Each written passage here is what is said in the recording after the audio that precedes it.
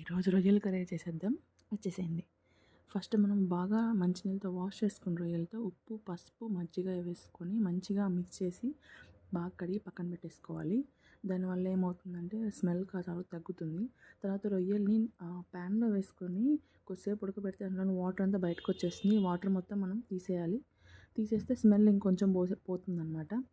Next కడాయిలో మనము మసాలా దినుసులు వేసుకొని ఫస్ట్ ఆనియన్స్ అనేవి బాగా గోల్డెన్ బ్రౌన్ వచ్చే వరకు ఫ్రై చేసి అప్పుడే ఫ్రెష్గా నూరి పెట్టుకున్న అల్లం వెల్లుల్లి పేస్ట్ వేసేసుకొని తర్వాత ఒక టమాటో కూడా వేసేసుకొని మొత్తం మంచిగా బాగా మిక్స్ అయ్యేలా కలిపేసి మూత పెట్టేసేయాలి. ఆయిల్ బాగా పైకి ఫ్లోట్ అయిన తర్వాత కొత్తిమీర పౌడర్, గరం మసాలా వేసేసుకొని మనం ముందుగానే ఉడికించిపెట్టుకున్న రొయ్యలు కూడా వేసేసి కొంచెం లాస్ట్లో కొబ్బరి తురుము వేసుకోవాలి. కొబ్బరి తురుము అనేది కొంచెం ఎక్కువ వేసుకున్నా బాగానే ఉంటుంది.